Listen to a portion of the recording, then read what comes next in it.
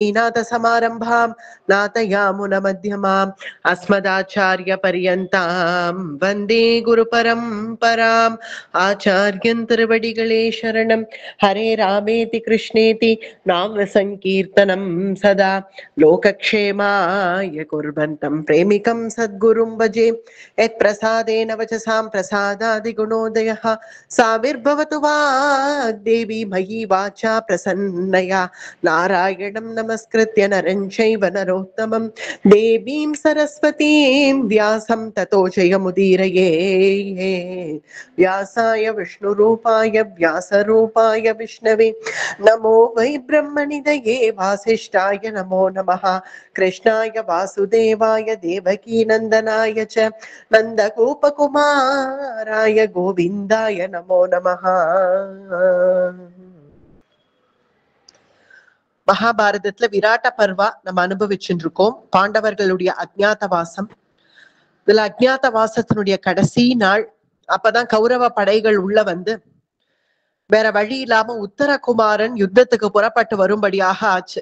வேற யாரும் வீரர்களே இல்லாததுனால கோஷாலை ஆக்கிரமிச்ச கௌரவர்கள் அதை எப்படியாவது காப்பாத்தணும்னு பிருகநலை எவ்வளவோ சொல்லி பார்த்தாள். உத்தரகுமாரனுக்கு சாரதியாக பிருகநலைங்கிற பேர்ல இருக்கக்கூடிய அர்ஜுனன் எவ்வளவோ சொல்லி பார்த்தான். உத்தரகுமாரனோ ஒரு பயம் வந்து நான் யுத்தமே பண்ண மாட்டேன்னு பின்வாங்கினான். அதன் தொடர்ச்சியாக பிருகநலை மயானத்துக்கு போய் தன்னுடைய காண்டீபத்தை கையில எடுத்துண்டு நான் தான் அர்ஜுனன் அப்படிங்கிறத உத்தரகுமாரன் கிட்ட வெளிப்படுத்தினான். இல்லைன்னா அவன் நம்ப மாட்டேங்கிறான். அவன் நம்பாட்டா இப்ப யுத்தம் மேற்கொண்டு நடந்தாகணும். அதனால நான் அர்ஜுனன் அப்படிங்கிறத வெளிப்படுத்த உத்தரகுமாரன் மேற்கொண்டு உன்னை பார்த்தனாகில் நீ அர்ஜுனன் ஆகில் அந்த அர்ஜுனனுக்கு 10 பேர் இருக்கே, பெயர்கள் இருக்கே, நான் 10 பேரையும் நீ எனக்கு சொல்லு அப்படின்னு கேட்டான். தச பார்த்தஸ்ய நாமானி யானி பூர்வம் ஸ்ருதானி மே அப்படி உத்தரகுமாரன் அப்படி தச பார்த்தஸ்ய நாமானி 10 பேர் பார்த்தனுடைய பேர் சொல்லு அப்படின்னு கேட்டதும் அர்ஜுனஹா பால்குணோ விஷ்ணுஹு கிரீட்டி ஸ்வேதவாஹனஹா பீபத்சுஹு விஜயஹா கிருஷ்ணஹா சவ்யசாச்சி தனஞ்சய 10 பெயர்களை சொன்னான். அர்ஜுனன், பால்குணன், விஷ்ணு, கிரீட்டி, ஸ்வேதவாகனன், பீபத்சு, விஜயன், கிருஷ்ணன், சவ்யசாச்சி, தனஞ்சயன் தன்னுடைய 10 பேரை சொன்ன உடனேவே உத்தரகுமாரன் அர்ஜுனனுடைய சரணத்துல விழுந்தான். சரணத்துல விழுந்து நீங்கள் நிச்சயமா அர்ஜுனன் தான், நான் நம்புறேன். அதனால நீங்க என்ன இங்க அஜ்ஞாதவாசமா, அஜ்ஞாதவாசம் விராட்ட தேசத்துல வந்து பண்றீங்களா அப்படின்னு கேட்டதும் ஆமாம்பா, எங்களுக்கு வேற வழி இல்ல, போக்கிடம் இல்ல, நாங்க என்ன பண்றதுன்னு யோசிச்சோம். விராட்ட தேசம் தான் எங்களுக்கு அண்டி பிழைக்க முடியும்னு நினைச்சு இங்க வந்தோம். இத்தனை நாட்கள் சபையில இருந்தவர், ராஜபுரோஹிதரா இருந்தவர் என்னுடைய மூத்த அண்ணா தர்மபுத்திரர் தான். பரிச்சாரகனாக உன்னுடைய அப்பாக்கு அம்மாக்கு எல்லாருக்கும் தளிகை பண்ணி கொடுத்துட்டு இருந்தவர் என்னுடைய அண்ணா, சின்ன அண்ணா பீமசேனன் தான்.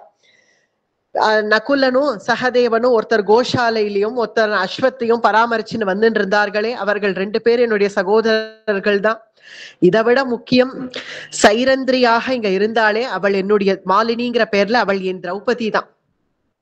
நாங்க எல்லாரும் சேர்ந்துதான் இங்க வந்தோம். அஹமஸ்ய அர்ஜுனஹ பார்த்தஹ சபாஸ்தாரோ யுதிஷ்டிரஹ பல்லவோ பீமசேனஸ்து பிதுஸ்தே ரசபாச்சகஹ அஸ்வபந்தோத்த நகுலஹ சஹதேவஸ்து கோகுலே சைரந்திரீம் திரௌபதீம் வித்தீம் யத்கிருதே கீச்சகா ஹதஹ. திரௌபதிக்காக தான் என்னுடைய பீமசேன அண்ணா தான் வதம் பண்ணார் கீச்சகனை. யத்கிருதே கீச்சகா ஹதாஹா, என கீச்சகன் படுத்தின பாடு கொஞ்சம் நெஞ்சம் இல்ல. அதனால கீச்சகனை வதம் பண்றாப்புல ஆச்சு. அதை செஞ்சது கந்தர்வன் செஞ்சான்னு சொன்னாலே சைரந்திரி, அது வேற யாரும் இல்ல, என்னுடைய அண்ணா பீமசேனன் தான் அதை செஞ்சார். அது மட்டும் இல்லாம அவள் சும்மா இருந்தவளை இழுத்துட்டு போய் சித்தையில தள்ள பார்த்தார்கள். அதனால பாக்கி 99 கீச்சகர்களையுமே வதம் பண்ணது என்னுடைய அண்ணாதான், பீமண்ணாதான். நாங்க எல்லாரும் இங்கதான் இருக்கோம், 1 வருஷமா இங்கதான் இருக்கோம். இன்னைக்கு கடைசி நாள்பா, கடைசி நாள். இதோ இந்த ராத்திரி பொழுது கழிஞ்சிருத்துனா எங்க அஜ்ஞாதவாசமே முடிஞ்சுது. ஆனா கடைசி நாள் எங்களை வெளிப்படுத்தணுங்கிறதுக்காக தான் இந்த கௌரவ படைகள் வந்திருக்கு, வேற ஒண்ணும் இல்ல. எனக்கு தெரிஞ்சு இந்த சுஷர்மாங்கிறவன் துரியோதனனுடைய நண்பன், அவனும் இங்க வந்ததுக்கு காரணம் அதுக்காக தான் இருக்கும். அதனால நான் நிச்சயமா அவர்கள்ட்ட நான் வெளிப்பட விட மாட்டேன், வேற யாரையும் ஆனா உன்னுடைய தேசத்தையும் சம்ரட்சிக்கணும், அதனாலதான் நானே யுத்தம் பண்ணலாம்னு முடிவு பண்ணிட்டேன் அப்படின்னு அர்ஜுனன் சொன்னதும் உத்தரகுமாரன் சந்தோஷப்பட்டான். நாங்க என்ன பாக்கியம் பண்ணோம், நீங்க பாண்டவர்கள், நீங்கள் 1 வருஷமா எங்களுடைய ராஜ்யத்துல வந்து இருக்க நாங்க என்ன பாக்கியம் பண்ணோம், உங்களெல்லாம் பார்க்க நாங்க என்ன எவ்வளவு புண்ணியம் பண்ணிருக்கணும், உங்களெல்லாம் பத்தி நாங்க நிறைய கேள்விப்பட்டிருக்கோம், ஆனா இப்பதான் பார்க்கும்படி நேர்றது. ஆனால் உங்களுக்கு ஒரு விஷயம் தெரியுமா, உத்தரகுமாரன் சொல்றான், என்னுடைய மாமா கீச்சகன் தான் என்ன இப்படி ஆக்கினதே. நான் கொஞ்சம் கூட வீரமே இல்லையா, நீ க்ஷத்ரியன் இல்லையான்னு நீங்க கேட்டேளே ரணபூமியில, இப்படி நான் ஆனதுக்கு காரணமே எங்க மாமா கீச்சகன் தான். எங்களை மேலுக்கே வர விடல, எங்க அப்பாவையும் அடக்கி வச்சுட்டான், என்னையும் அடக்கி வச்சுட்டான். அதை சொன்னது பிருகநலை சொல்றாள். தெரியறதுப்பா, தெரியறது, ஆமா தெரிஞ்சுது, உன் கீச்சகன் கையில தான் எல்லாம் இருந்ததுன்னு தெரிஞ்சுது. எங்க குடும்பத்திலயும் ஒரு மாமா இப்படிதான் இருக்கார், சகுனின்னு. அவர் தான் எல்லாத்தையும் கெடுக்கிறதே, அவராலதான் இப்ப இவ்வளவு தூரம் வந்து விட்டதே அவராலதான். இவர்கள்லாம் ஏன் இப்படி நடந்துக்கிறார்களோ தெரியல. ஆனா எப்படியோ உனக்கு விமோச்சனம் கிடைச்சதேப்பா, உன்னுடைய ராஜ்யத்துக்கு ஏதோ பீமண்ணாவால விமோச்சனம் கிடைச்சதே உனக்கு. கீச்சகர்கள் போயிட்டார்கள், இனி நீ வீரத்தோட இருக்கணும், இனி எப்படி நீ க்ஷத்ரியனா இருக்கணுமோ அப்படி இருக்கணும். அதை விட்டுட்டு இனிமே யுத்த காலத்துக்கு வந்து அம்மாட்டேன்னு அழமாட்டியே, இப்ப நான் யுத்தம் பண்ண போறேன், என் கூட நீ வரணும், அம்மாட்டேன்னு அழமாட்டியே, சாரத்தியம் பண்ணுவியா, எனக்கு கண்டிப்பா பண்ணுவேன், அழமாட்டேன். நீங்க எப்ப அர்ஜுனன்னு தெரிஞ்சிருத்தோ இனி எனக்கு என்ன பயம், நான் நிச்சயமா அழலாம் மாட்டேன். எனக்கே உங்களை பார்த்தா ஆசையா இருக்கு, ஒரு வீரன்னா இப்படித்தானே இருக்கணும், க்ஷத்ரியன்னா இப்படித்தானே இருக்கணும்னு உங்களை பார்த்தா எனக்கே ஒரு மோட்டிவேஷன் வருது. நானே உங்களை போல இருக்கணும்னு நினைக்கிறேன். அதனால நான் நிச்சயமா இனி யுத்தத்துக்கு வந்தாச்சுன்னா நான் புறமுதுக்கிட்டு ஓட மாட்டேன், நிச்சயமா நான் இருந்து யுத்தம் பண்ணிட்டு தான் போவேன். நான் இப்ப உங்களுக்கு சாரத்தியம் பண்றேன், நீங்க வாங்கும் அப்படின்னு உத்தரகுமாரன் சொன்னதும் சமத்து, இப்படிதான் இருக்கணும், நல்ல வீரத்தோட ஏறி உட்கார் அப்படின்னு ஏறி உட்காண்ட உடனே அர்ஜுனன் கொஞ்சம் தன்னுடைய வஸ்திரங்கள் எல்லாம் சரி பண்ணிட்டான். ஏன்னா பிருகநிலையா இருந்தப்போ ஒரு புடவை கட்டிட்டு வந்தா, இப்ப யுத்தம் பண்றச்சே அப்படி புடவையிலேயே யுத்தம் பண்ண முடியாது, அதனால கொஞ்சம் வஸ்திரத்தெல்லாம் யுத்தத்துக்கு ஏத்தா மாதிரி சரி பண்ணிட்டு பிறகு பிருகநிலை ரதத்துல ஏறி நின்னுண்டு உத்தரகுமாரன் ரதத்தை ஓட்ட ஆரம்பிக்கிறான். ரதத்தை ஓட்ட ஆரம்பிச்ச உடனே, டேய் உத்தரகுமாரா நில்லுப்பா அப்படின்னு பிருகநிலை சொல்லி, உத்தரகுமாரா நீ பாட்டு யுத்த காலத்துக்கு வந்து அர்ஜுனன் அர்ஜுனன்னு சொல்லிடாத, அர்ஜுனன் அர்ஜுனன்னு சொல்லிடுவியா, அர்ஜுனன்னு சொல்லிடாத, அப்புறம் கெட்டுது, அஜ்ஞாத வாசமே போயிடும், அர்ஜுனன் எல்லாம் எதுவும் அங்க வந்து சொல்லிட்டு இருக்காத அப்படி பிருகன்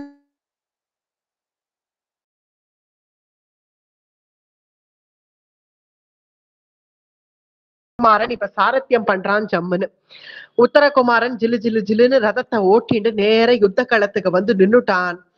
இவர்கள் அதுக்குள்ள மோகனாஸ்திரம் போட்டு எல்லாரையும் மயக்கடிக்க செஞ்சான் அர்ஜுனன். பிறகு தன்னுடைய மயக்கம் எல்லாம் தெளிஞ்சுது, மயக்கம் எல்லாம் தெளிஞ்சு எல்லாரும் இப்படி எழுந்தார்கள். எழுந்து பார்த்தா யாரு மோகனாஸ்திரம் போட்டா, யாரு யாரு நம்மள அடிச்சுட்டு போனா இப்போ அப்படின்னு ஒண்ணுமே புரியல. ஒத்தர பாத்துக்கிறார்கள், பேசிக்கிறார்கள். பீஷ்மர் கேட்கிறார், ஏன் ஆச்சாரியரே உங்களுக்கு தெரியுமா யாரு எதிரில யுத்தத்துக்கு வந்தா, யாரு மோகனாஸ்திரம் போட்டா, என்ன நன்ன வித்த பழகினவன் போல தெரியறது, இல்லைன்னா சாமான்யமா அப்படி மோகனாஸ்திரம் எடுத்து போட்டுட முடியாது, நன்ன வித்தை யாருக்கு பழகி இருக்கோ யாருக்கு தெரிஞ்சிருக்கோ அவளாலதான் மோகனாஸ்திரம் போட முடியும் அப்படின்னு பீஷ்மர் துரோணர் ஒவ்வொருத்தர் பேசிண்டா.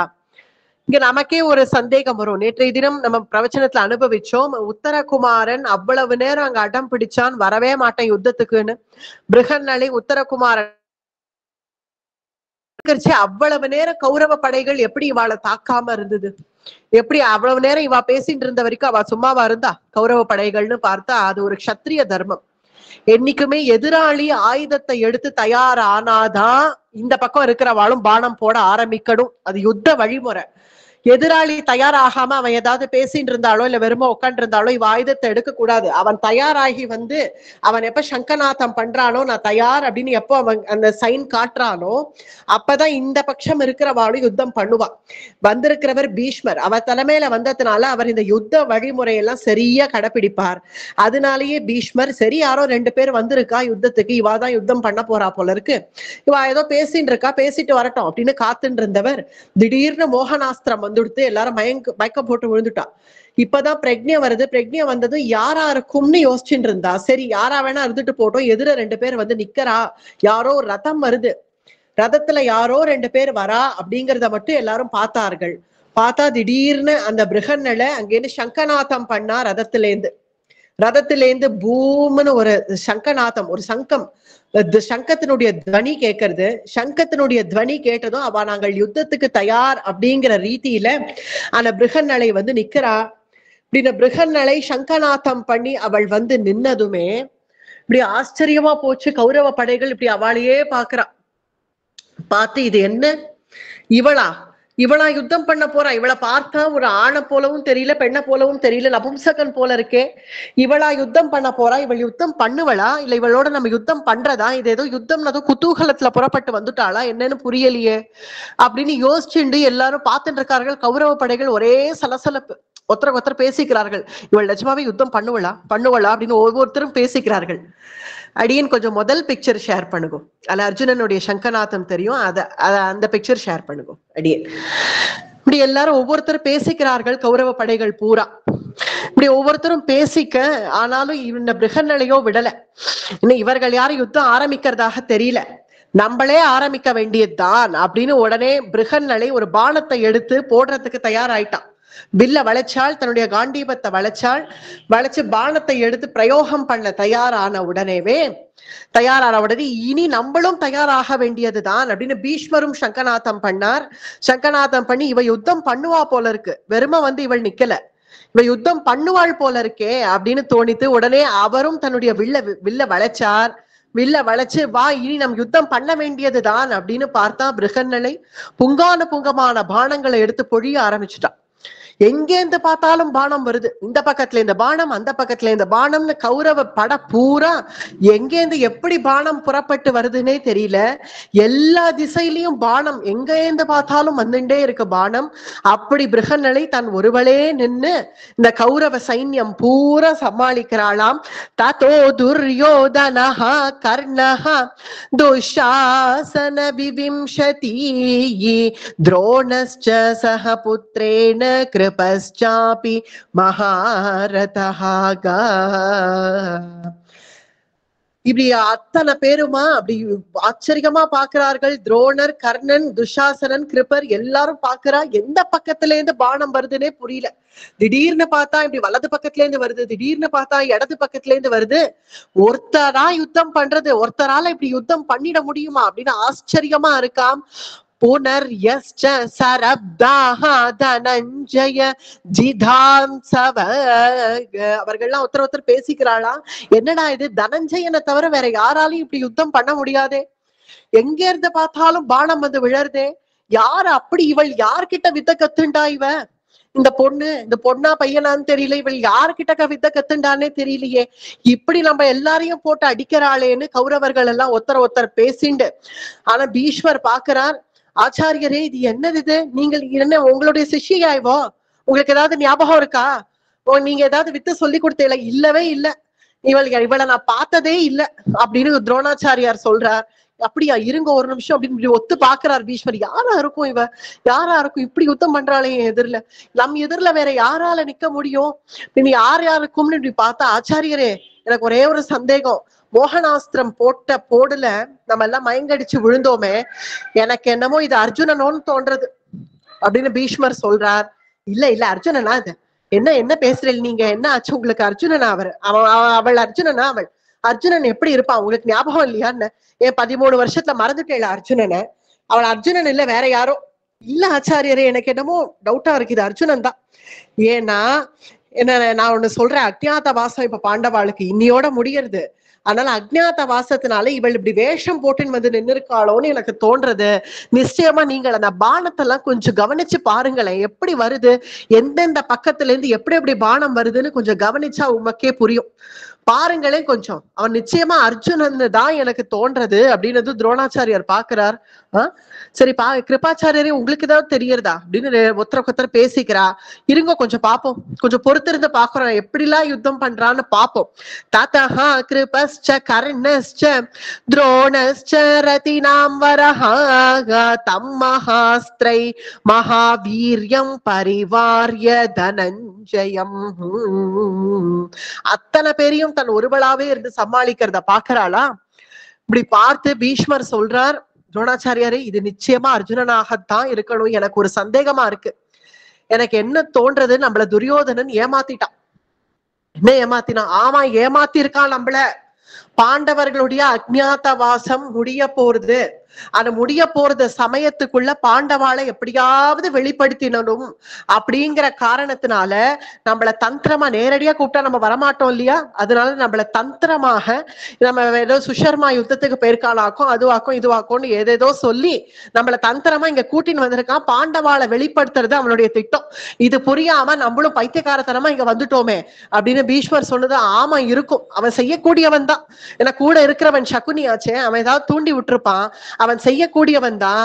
இவன் பாண்டவாளை வெளிப்படுத்தணும்னு தான் நிச்சயமா இவன் வந்திருக்கான். அப்படி ஆகில் நீங்க சொல்றதுதான் சரி, இவன் அர்ஜுனனாகத்தான் இருக்கணும். இல்லைன்னா நம் எதிரில என்னுடைய கையிலேயே பாருங்க 2 அடி அடிச்சிருக்கான்.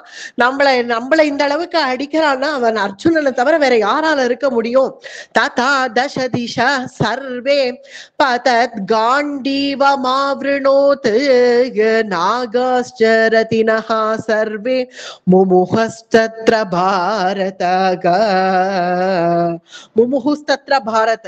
பாரதான இங்க ஜனமேஜயனை கூப்பிட்டு சொல்றார். வைஷம்பாயனர் இந்த கதையை சொல்றதுனால ஜனமேஜயன் பரத வம்சத்துல வந்ததுனால பாரதா அப்படின்னு அவனை கூப்பிடுறார். கூப்பிட்டு அத்தனை பேரும் அந்த ரதத்துல இருந்த ரதிகள் எல்லாம் நாகாஸ்ச ரதினஹா சர்வே, ரதினஹா சர்வே அந்த கௌரவர்கள் எல்லாம் முமுஹுஸ்தத்ர பாரத அப்படின்னா மூர்ச்சையாயி கீழே விழுந்தார்கள்னு அர்த்தம். மூர்ச்சையாகி எல்லாரும் கீழே விழுந்துட்டா, ஒருத்தராவது மிச்சப்படல. ஏவம் சர்வாணி சைன்யானி பக்ராணி பரதர்ஷபாக வியத்ரன்வந்த திஷஹ சர்வா நிராஷானி ஸ்வஜீவிதேகே. எல்லாருக்கும் தன்னுடைய உயிரோட போனா போறோம்னு தோணிடுதான். ஜீவித்தே, நம்ம உயிரோட நம்ம தப்பிப்போமா அப்படிங்கிற அளவுக்கு பயம் வந்துடுதான். சரி, அப்படியாகில் ஆச்சாரியரே நான் சத்தியமாக சொல்றேன், இவன் அர்ஜுனன். அப்படி அர்ஜுனனாகில் நிச்சயமா துரியோதனனால இவனை கண்டுபிடிக்க முடியாது. ஏன்னா இவன் நபும்சக ரூபத்துல வந்து நிக்கிறதுனால துரியோதனனே திக்கு முக்க ஆடின்னு இருக்காங்க பாருங்க. தலை சுத்துறது அவனுக்கு. அவனே எந்த பக்கம் எப்படி சமாளிக்கிறதுன்னு தெரியாம நின்னுட்டு இருக்கான் பைத்தியக்காரன். நான் இப்ப முன்னாடி போறேன். நான் முன்னாடி போய் எனக்கு ஆசையா இருக்கு, இப்படி ஒரு யுத்தம் பண்ற ரத்தியோட நான் யுத்தம் பண்ணி பிரதி யுத்தம் பண்ணி எவ்வளவு நாள் ஆச்சு. அன்னைக்கு பரசுராமரோட யுத்தம் பண்ணது, அப்புறம் இப்படி ஒரு யுத்தத்தோட பிரதி யுத்தம், இந்த மாதிரி ஒரு யுத்தத்தை நான் பார்த்தது இல்லை. அதனால நான் ஆசையா நான் முன்னாடி போய் நான் யுத்தம் பண்றேன். இப்போ நான் யுத்தம் பண்ணி அவன் என்னை தோக்கடிச்சிட்டானாகில் நிச்சயமா இவன் அர்ஜுனன் தான். அர்ஜுனனை தவிர வேற யாராலையும் என்னை தோக்கடிக்க முடியாது. அப்படி இல்ல அவன் தோத்துட்டான்னா இவன் அர்ஜுனன் இல்ல, பாண்டவா இங்க நிச்சயமா இல்ல. நமக்கும் ஒரு உறுதி கிடைச்சிடும். ஆனால் துரியோதனன் பண்ணது மகா வஞ்சனை. அவனை நான் சும்மா விட மாட்டேன். ஊருக்கு வரட்டுமே, அவன் வரட்டும். வந்து அவனை நான் படுத்துற பாடு என்ன பண்றேன்னு பாரு. எவ்வளவு வஞ்சனை பண்ணி நம்மள கூட்டுன்னு வந்திருக்கான். சரி, ஆனா இப்போதைக்கு நம்ம யுத்தத்தை நடத்துவோம். ஏன்னா இப்ப நம்ம நேரடியா போய் துரியோதனன்ட்ட கேட்டா, ஏண்டா நீ பாண்டவாளுக்காக தான் எங்களை கூட்டின்னு வந்தியா அப்படின்னு நேரடியா போய் கேட்டா அவன் ஆமா அதுக்காக தான் கூட்டின்னு வந்தேன், பாண்டவாளை கண்டுபிடிக்கணும், வாங்க போவோம்னு அவன் ரதத்தை எடுத்துன்னு முன்னாடி போவான். அவன் முன்னாடி போனா வேற வழி இல்லாம தலையெழுத்தேன்னு நம்மளும் பின்னாடி போறாப்புல ஆயிடும். திருதராஷ்டிர மகாராஜா நம்மள துரியோதனனுக்கு சகாயம் பண்ணணும்னு சொல்லி அனுப்பியிருக்கார். இப்ப துரியோதனன் நான் தேசத்துக்குள்ள போறேன், போய் பாண்டவாளை தேடுறேன்னு ரதத்தை எடுத்துன்னு புறப்பட்டான்னா நம்மளும் பின்னாடியே அவன் உதவிக்கு போறாப்புல ஆயிடும். அதனால இந்த பிருகன் நிலையாகவே இவன் யார நபும்சகனாகவே இருந்து இவன் யுத்தத்தை சமாளிச்சுண்டு இவன் போயிடட்டும், நம்மளும் சேர்ந்து முடிஞ்சா பாண்டவாளை காப்பாத்துவோம், எதுக்கு அனாவசியமா அவளை வெளிப்படுத்திண்டு அப்படின்னு பீஷ்மர் நான் முன்னாடி போறேன், நான் முன்னாடி போய் இந்த யுத்தத்தை நான் சமாளிக்கிறேன் அப்படின்னு பீஷ்மர் முன்னாடி வரார். ரதத்தை எடுத்துன்னு வந்து ஜில்லுன்னு முன்னாடி நிறுத்தினார். நிறுத்தி, ஹே நீ யாருப்பா, உன் பேர் எனக்கு தெரியல, இங்க நான் யுத்தத்துக்கு வந்திருக்கேன், என் பெயர் பீஷ்மன், நான் பரத வம்சம், என்னுடைய வம்சம், நான் பீஷ்மர் வந்திருக்கேன், என்னோட யுத்தம் பண்ணு அப்படின்னு உடனே வாருங்கள் வாங்கோ, உங்களைதான் தேடிட்டு இருந்தேன் வாங்கோ அப்படின்னு உடனே தன்னுடைய காண்டீபத்தை வளைச்சான் அர்ஜுனன். வளைச்சு நேரா அவர் மேல பானத்தை போட்டு பீஷ்மருடைய கிரீடத்தை வீழ்த்தி, அவருடைய கொடிய துவஜத்தை வீழ்த்தி, அவருடைய வில்ல உடைச்சு, அவருடைய ரதத்தையும் உடைக்கலாம்னு வரைச்சு. சரி, வயசானவர், இவர் ரதத்தை வேற ஏன் உடைச்சு அவரை கீழே தள்ளணும் அப்படின்னு அவர் மேல ஒரு பானத்தை பிரயோகம் பண்ண உடனே அப்படியே தலை கிறுகிறு துடுத்து மயக்கமே போட்டு விழுந்துட்டார் பீஷ்மர். ரதத்துல அப்படியே மயக்கம் போட்டு விழுந்தார். பீஷ்மருடைய சாரதி துரோணரை பார்த்து சொல்றான், ஆச்சாரியரே ஆச்சாரியரே, பீஷ்மர் மயக்கம் போட்டு விழுந்துட்டார், ரதத்திலேயே மயக்கம் போட்டு விழுந்துட்டார், அவர் தலை தொங்கிடுத்து, உயிர் இருக்கா என்னன்னு தெரியல அப்படின்னு ஆச்சாரியர் துரோணர் சொல்றார். அதெல்லாம் உயிர்லாம் இருக்கும்பா, அவருக்கு ஸ்வச்சந்திய மிருத்யு, அதனால அவர் அப்படி சுலபமாலாம் போயிட மாட்டார், உயிர்லாம் இருக்கும், என்ன மயக்கமாயிருப்பார் எனக்கு தெரிஞ்சு இப்ப பானம் தாங்காம மயக்கமாயிருப்பாரு, நீ பீஷ்மருடைய ரதத்தை எடுத்துட்டு அண்ணன் பக்கம் போயிடுன்னுட்டார். போயிட்டு இனி பீஷ்மர் கான்சியஸ் இல்லாம ஆயிட்டார், மயக்கம் ஆயிட்டார்னா அடுத்தது இனி துரோணர் தலைமை தாங்கணும். துரோணர் அது அண்ணடா அது பீஷ்மரையேவா மயக்கடிச்சுட்டு அவ்வளவு பிரபாவம் இருக்கா அவனுக்கு, நான் வர என்னோட யுத்தம் பண்ணு பார் அப்படின்னு துரோணர் எதிரில வந்து நிக்கிறார். துரோணர் எதிரில வந்து நின்ன உடனே துரோணரோடைய சேர்ந்து கிருபாச்சாரியாரும் வந்து நிக்கிறார். துரோணஹா கிருபஸ்சைவ விவிம்சதி துஷாசனஸ்சைவ விவ்ருத்ய சீக்கிரம். துரோணர் கிருப்பரும் எதிரில வந்து நின்ன உடனே இத பார்த்த உடனே, ஆச்சாரியரா துரோணரா நீங்கெல்லாம் யுத்தத்துக்கு வந்திருக்கேளா, சரி வந்த பிறகு நான் என்ன பண்ண முடியும் அப்படின்னு உடனே காண்டீபத்தை வளைச்சார். துரோணாச்சாரியருடைய கிரீடத்தை எடுத்து வீழ்த்தி கீழே தள்ளினான். துரோணருடைய ரதத்தை உடைச்சார். துரோணாச்சாரியரை கீழே தள்ளி விட்டுட்டானாம் அர்ஜுனன். துரோணர் மடேர்னு கீழே விழுந்தார். அவருக்கும் தலை கிறுக்கிறுத்து கிருபாச்சாரியரையும் அடிச்சு வீழ்த்தி பிறகு துஷாசனன் புறப்பட்டு வரான். இது என்ன பெரியவர்கள் எல்லாம் கூட இவன் அடிச்சு வீழ்த்திட்டானே, நம்மளுடைய பெரிய சைன்யம் வந்திருக்கே இதெல்லாம் கூட வீழ்த்திட்டானே, நம்ம போவோம் யுத்தத்துக்குன்னு துஷாசனன் எதிரில வர, துஷாசனனை பார்த்த உடனே அப்படியே அர்ஜுனனுடைய கண்கள் செவக்க, துஷாசனனை பார்த்தனும் அப்படியே ஆத்திரம் பொங்கித்து, அன்றைய தினம் தியூத அரங்கத்துல நடந்ததெல்லாம் அப்படியே ஞாபகம் வந்தது. துஷாசனா என்னென்ன காரியம் பண்ண அன்னைக்கு, நீ உன்னை பார்த்து ஒரு வார்த்தை கூட என்னால பேச முடியல, கிளம்புற சமயத்துல உன்னை பார்த்து எதுவும் எச்சரிச்சுட்டு கூட என்னால போக முடியல, இன்னைக்கு உன்னை நான் வதமே பண்றேன், உன்னை வதம் பண்ணிட்டு நான் சந்தோஷமா போய் பாஞ்சாலி கிட்ட சொல்றேன், பாஞ்சாலி உன் கூந்தல்ல கை வச்ச அந்த துஷாசனனை நான் வதம் பண்ணிட்டேன்னு சொல்றேன் பார் அப்படின்னு ஒரு பானத்தை எடுத்து துஷாசனனை வதம் பண்ணணும் அப்படின்னு வதத்தை சங்கல்பிக்கிறேன் பார் அப்படின்னு துஷாசனனை வதம் பண்றேன்னு வந்தான். வந்து பிறகு கூடாது பண்ணக்கூடாது, இவனை இப்ப அப்படி சுலபமா வதம் பண்ணிடக்கூடாது, ஏன்னா பீமன் நான் சபதம் பண்ணிருக்காரு. என்ன சபதம் பண்ணிருக்கார், துஷாசனனுடைய ஹிருதயத்தை பிளப்பேன், ரத்தத்தை வெளியில எடுப்பேன், அவ்வளவு சபதம் பண்ணிருக்காரு. அவருடைய பிரதிஜைக்கு நம்ம பங்கம் பண்ணதாக இருக்க வேண்டாம். துஷாசனா நீலா ஒரு ஆளா, ஒன்னு அடிச்சாவா எனக்கு பெருமை, அர்ஜுனன் துஷாசனன் அடிச்சான் அப்படிங்கிறது எனக்கு ஒரு பெருமையா, அதெல்லாம் உன்னை விடுறேன் போடா அப்படின்னு துஷாசனனை உன்னை விட்டுடுறேன், உயிர் பிச்சை கொடுத்து உன்னை விடுறேன் போ அப்படின்னு துஷாசனனை வதம் பண்ணாம அவனையும் மூர்ச்சையாக்கி கீழே தள்ளினான். பிறகு துஷாசனனும் கீழே விழுந்தாச்சுன்னு தெரிஞ்சதும் பிறகு கர்ணன் வரான். கர்ணன் எதிரில வந்து நிக்கிறான். டேய் என்ன உன் இஷ்டத்துக்கு யுத்தம் பண்ணி எல்லாரையும் வீழ்த்தின்னு இருக்க, பெரியவர்கள் எல்லாம் கூட வீழ்த்திட்டேங்கிற அகம்பாவத்துல ஏறி நிக்கிறியா ரதத்து மேல, என் எதிரில மட்டும் உன்னால நிக்கவே முடியாது தெரியுமா, என் எதிரில யாராலையும் நிக்க முடியாது, நான் அப்பேற்பட்ட வீரனாக்கும், நான் என்னை யாருன்னு நினைச்சேன், நான் கர்ணன், என் எதிரில ஒருத்தர் நிக்க முடியாது, என்கிட்ட யுத்தத்துக்கு வா பார்க்கலாம். சர்வானாயுஷ்மதேயோ பீதானே சம்த்ரஸ்தானிவ லக்ஷ்யதே யே ஆயுத்த மனஸ்சைவ சர்வாம்ஸ்சைவானி தானே. நான் என் பெயர் ராதேயன், கர்ணன் கேள்விப்பட்டிருக்கியா, என் எதிரில வா பார்க்கலாம் யுத்தத்துக்கு.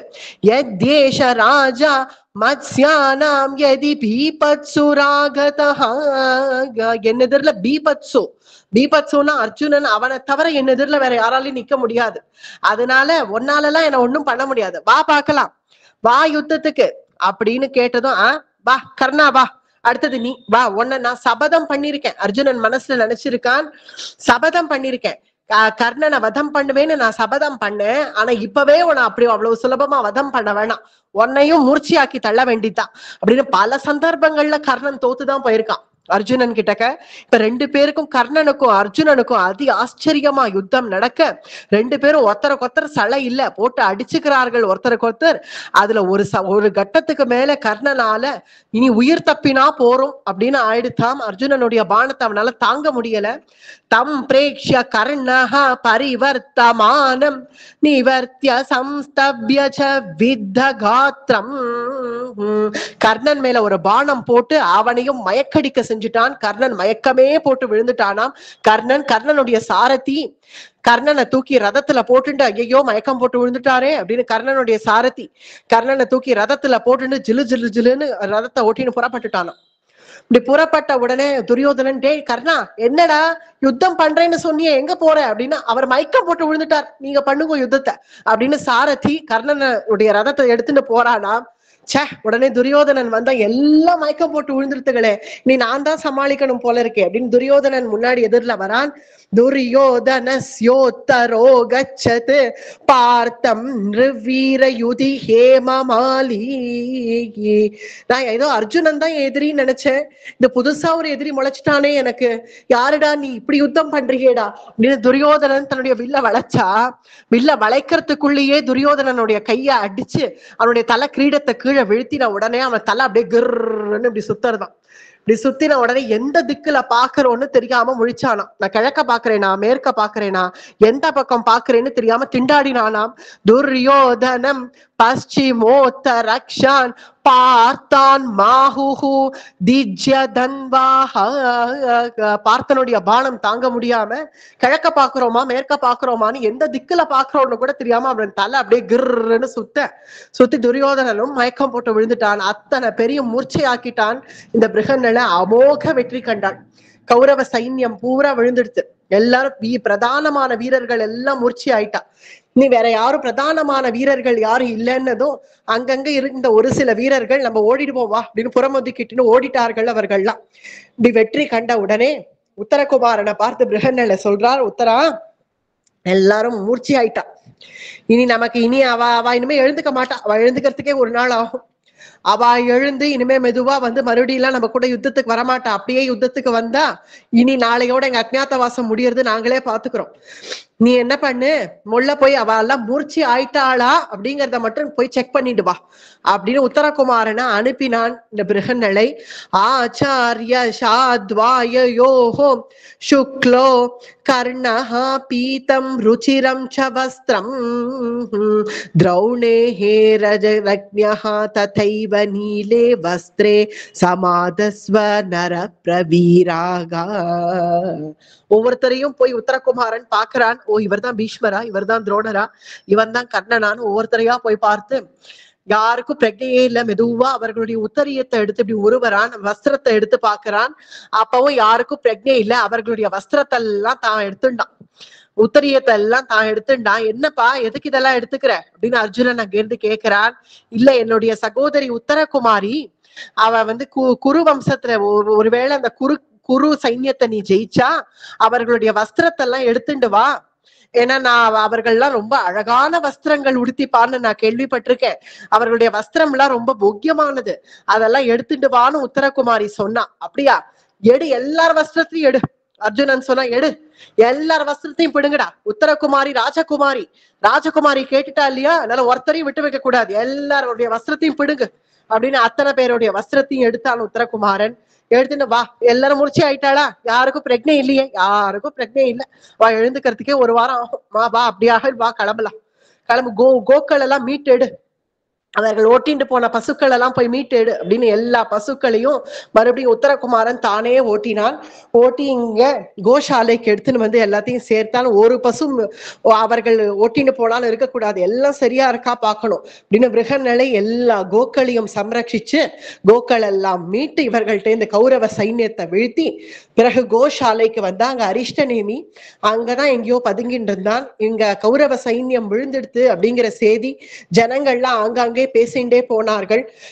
எவ்வளவு பிரபாவம் பத்தியா நம்மளுடைய ராஜகுமாரனுக்கு, உத்தரகுமாரன் கௌரவ சைன்யத்தையே வீழ்த்திட்டான் அப்படின்னு எல்லாரும் ஜனங்கள்லாம் பொதுமக்கள் பேசிட்டு போறத கேட்ட அரிஷ்டநேமி இந்த சகதேவன், சரி அப்படியாக கோஷாலைக்கு நம்ம போய் பார்ப்போம் அப்படின்னு கோஷாலைக்கு வந்து பார்த்தா அங்க எல்லா மாட்டையும் கொண்டு வந்து பிருகநலை கட்டின்னு இருந்ததும் அங்க சகதேவனை பார்த்த உடனேவே உத்தரகுமாரன் ஓடி போய் அந்த அரிஷ்டநேமிய கட்டிண்டு, நீங்க தான் சகதேவனா அப்படின்னதும் ஒரே பக்குன்னு ஆயிடுத்து.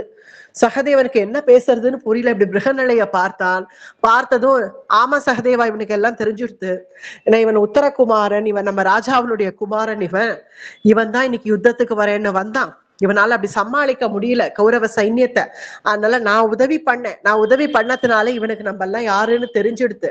ஆனா ஒன்னும் பிரச்சனை எல்லாம் இல்லை, இன்னும் ஒரு பொழுது சாயணும், அவ்வளவுதானே, ஒன்னும் பிரச்சனை இல்லை, வேற யாருக்கும் தெரியாது, இவனை தவிர வேற யாருக்கும் தெரியாது அப்படின்னு அர்ஜுனன் வந்து சொன்னான்.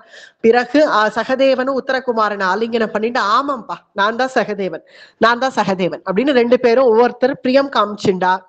பிறகு உத்தரகுமாரன், வா நம்ம இனிமே கிளம்பலாம், நம்ம போகலாம், நம்மளுடைய ராஜா காத்துன்னு இருப்பார், நம்ம கிளம்பலாம் அப்படின்னதும் உத்தரகுமாரன் ஏறி உக்காண்டான். சாரத்தியம் பண்றதுக்காக ஏறி உக்காண்டான்.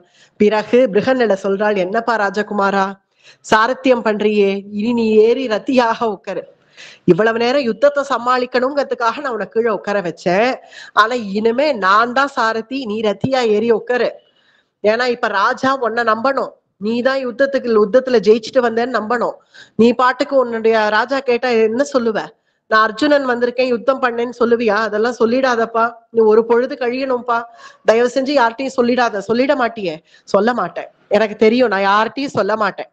அப்படியாக வா, நீ மேல ஏறி நில்லு, நான் கீழே உட்காந்து சாரத்தியம் பண்றேன் அப்படின்னு பிருகநலை பழையபடி தன்னுடைய வஸ்திரத்தை எல்லாம் உடுத்திண்டு பார்த்தஸ்து கிருத்வா பரகார்ய கர்ம நிஹத்ய சத்ரூன் த்விஷதாம் நிஹந்தா சகார வீணீம் ச ததைவ பூயோ ஜக்ராஹ ரஷ்மீன் புனருத்தரஸ்ய விவேஷ ஹ்ருஷ்டோ நகரம் மகாத்மா பிருகன்னளா ரூப முபேத்ய சாரதிஹி. பிருகன்னள ரூப, மறுபடியும் தன்னுடைய பிருகன்னள ரூபத்துக்கே தன்னுடைய புடவையெல்லாம் முடித்திண்டு மறுபடியும் சாரதியாக ஏறி என்ன ரதத்துல உட்காந்து, உத்தரகுமாரா நீ மேல ஏறி நில்லு. என்னப்பா இப்படி நிக்கிற? ராஜகுமாரா தலைய முடிச்சுக்கோ. ஏன்னா அவனுக்கு சிக்கையெல்லாம் அவுந்து இருந்தது. ஏன்னா அவன் சாரத்தியம் இப்படி அப்படியுமா பண்ணதுனால, ராஜகுமாரா தலைய முடிஞ்சுக்கோ, இங்க வா நானே முடிஞ்சு விடுறேன் வா. இன்னும் ராஜகுமார் எனக்கு தலைய முடிஞ்சு விட்டு அவனுக்கு கிரீடத்தை சூட்டி, இங்க பார் இப்படி நில்லு, தலையை தொங்க போட்டுன்னு நிக்காத, இப்படி நில்லுடா, கம்பீரமா அப்படி தலையை தூக்கி நில்லு, தனுசை இப்படி ஊனு, நீ இப்ப வெற்றியோட போறாய், தனுசை இப்படி ஊனு, இப்படி பானத்தை அஸ்திரத்தை இந்த கையில வச்சுக்கோ, தலை நிமிந்துக்கோ, க்ஷத்திரியனா லட்சணமா ஒரு முறைச்சு ஒரு பார்வை பாரு, நல்ல காம்பீரியத்தோட ஒரு பார்வை பாரு. இப்படிதான் இருக்கணும், புரியுறதா? இப்படி இருக்கணும். அதை விட்டுட்டு எப்ப பாரு அம்மாட்ட அப்படின்னு இப்படி தலை தொங்க போட்டுன்னு உட்காரக்கூடாது. நல்ல ராஜகுமாரன லட்சணமா இப்ப நீ வெற்றியோட போறாய், நல்ல தலை தூக்கி இப்படி நில்லு பார்க்கலாம் அப்படின்னு எப்படி இப்படி நிக்கணுங்கிறது உள்பட அர்ஜுனன் சொல்லி கொடுத்தான். இப்படி தனுசை இப்படி ஊனு, இப்படி நல்ல சங்கநாதம் பண்ணு, சங்கநாதம் பண்ணிட்டே போ, உன்னுடைய தேசத்துக்குள்ள பிரவேசம் பண்ணலாம் வா அப்படின்னு பிருகநலை சொல்லி கொடுத்துட்டே தேசத்துக்குள்ள அமோக வெற்றியோட கூட ராஜகுமாரன் உத்தரகுமாரன் வரால் அப்படிங்கிற செய்தி ஊர் பூரா பரவ, எல்லாரும் உத்தரகுமாரனுக்கு புஷ்பமாரி பொழிஞ்சு பன்னீரெல்லாம் தெளிச்சு வாத்தியங்கள் முழங்க அவனை அழைச்சிட்டு வரார்கள். ஏதன் மத்திய அங்க விராட்டராஜன் சுஷர்மாவோட யுத்தம் பண்ணிட்டு இருந்தவன். சுஷர்மா விராட்டராஜனோட அவனால சமாளிக்க முடியல, போராட முடியல. ஒரு கட்டத்துக்கு மேல துரியோதனனுடைய உதவியும் இப்ப அவனுக்கு கிடைக்கல, ஏன்னா கௌரவ சைன்யமே அங்க விழுந்துடுது. அதனால சுஷர்மாவால யுத்தம் பண்ண முடியாம அவன் பொத்துன்னு ரதத்துல இருந்து கீழே குதிச்சா, நம்ம குடுகுடுன்னு ஓடிட்டான். இப்படி ஓடினவனை பிடிச்சு என்ன அடிக்கிறது? விராட்டராஜன் பாக்குறான், ஏன் டே என்னடா யுத்தத்துக்குன்னு வந்துட்டு ஓடுறியேடா, நானே பரவாயில்ல போல இருக்கேன், நானே இங்க தைரியமா நிக்கிறேன், யுத்தத்துக்குன்னு பயந்து ஓடுறியேடா அப்படின்னு. சரி, ஓடுறவனை போய் பிடிச்சு நான் என்ன பண்ண போறேன் அப்படின்னு விராட்டராஜனும் வெற்றி கண்டான். அவனுக்கே ரொம்ப சந்தோஷமா இருந்தது, இத்தனை நாட்கள் நம்மளை யுத்தமே பண்ண விடாம கீச்சக்கர் நம்மளை பொத்தி பொத்தி வச்சு கடைசியில இப்ப ஒரு வழியா யுத்தத்துல ஒரு வெற்றி கண்டோம் அப்படிங்கிற சந்தோஷத்தோட கூட விராட்டராஜன் தன்னுடைய அந்தப்புறத்துக்கு திரும்புறான். திரும்பின உடனே சுதேஷ்ண மகாராணி ரொம்ப சந்தோஷத்தோட ஆர்த்தி எடுத்து தன்னை வரவேற்பான்னு எதிர்பார்த்தான். முதல் தடவை விராட்டராஜன் ஒரு யுத்தத்தை ஜெயிச்சுட்டு வரான். சுஷர்மாவோட என்ன ஒண்ணு சாமானியம் இல்ல, ஒவ்வொருத்தரும் வீரர்கள். இந்த வீரர்களோட போராடி ஜெயிச்சுட்டு வரான்கர்ச்சே சந்தோஷமா சுதேஷ்ண மகாராணி தன்னை வரவேற்க இருக்க, ஆனால் இங்கேயோ நடக்கிறது என்னன்னு பார்த்தா சுதேஷ்னை கண்ண கசக்கிண்டு அழுதுன்னு இருக்கா. எதுக்கு அழற? வந்து பாக்குறான் விராட்டராஜன், ஏன் எதுக்கு அழுதுன்னு இருக்க? இப்போ என்ன விஷயம்? நான் வெற்றியோட வந்திருக்கேன், நீ எவ்வளவு சந்தோஷமா என்னை வரவேற்பேன்னு நான் ஆசையா வரேன், இப்ப எதுக்கு உட்காந்து அழுதுன்னு இருக்க, என்ன ஆச்சு அப்படின்னு விராட்டராஜன் கேட்டதும், அதை ஏன் கேட்கிறேன், கௌரவ படைகள் எல்லாம் விராட்ட தேசத்துக்குள்ள பூந்துடுத்து. அப்படியா? கௌரவ படைகளா? எங்கேருந்து வந்தது, எப்படி வந்தது? நான் கோட்டை வாசல்ல தானே நின்று யுத்தம் பண்ணிட்டு இருக்கேன். நீங்க கோட்டை வாசல்ல நின்று யுத்தம் பண்ணா, அது அந்த பக்கமா குறுக்கால வந்து கோஷாலையை ஆக்கிரமிச்சுட்டார்கள். கோஷாலையை ஆக்கிரமிச்சு அப்படியே மெதுமெதுவா அரண்மனையை ஆக்கிரமிச்சிடுவார்களேங்கிற பயத்துல உத்தரகுமாரனை நான் யுத்தத்துக்கு அனுப்பிட்டேன். உத்தரகுமாரனையா? அவனை ஏண்டி அனுப்பி தொலைச்ச? அவனுக்கு ஒண்ணுமே தெரியாதே. அவனை இது வரைக்கும் யுத்தத்து ஆயுதத்தை கூட அவன் கையில பிடிச்சது கிடையாதே. அவனை போய் யுத்தத்துக்கு அனுப்பிச்சியே, என்ன காரியம் பண்ணிட்ட? எனக்கு சொல்ல வேண்டாமா? எனக்கு செய்தி சொல்லியிருந்தா நான் போயிருப்பேனே, நான் எப்படியாவது சமாளிச்சிருப்பேனே. கௌரவ படைகள்ங்கிறது எவ்வளவு பெருசு தெரியுமா? ஒவ்வொருத்தரும் அங்க வீரர்கள். துரியோதனன், துஷாசனன் 100 பேர் இருக்கா. அது மட்டும் இல்லாம அவ மட்டும் வந்தாளா, இல்ல பீஷ்மர், துரோணர் எல்லாரும் வந்தாரா? ஒன்னும் புரியலையே. எப்பேற்பட்ட படை தெரியுமா கௌரவ படை? அதை எதிர்த்து நம்மளால போராட முடியுமா?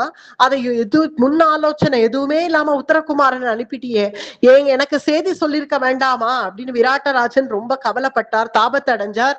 சரி பரவாயில்ல, இப்ப எங்க கோஷாலையில தானே யுத்தம் நடக்கிறது, நான் போறேன், நான் போய் என்ன யுத்தம் என்ன நிலைமைன்னு நான் பார்த்துட்டு வரேன் அப்படின்னு விராட்டராஜன் உடனே ஆயுதத்தை எடுத்துன்னு புறப்படுறார்.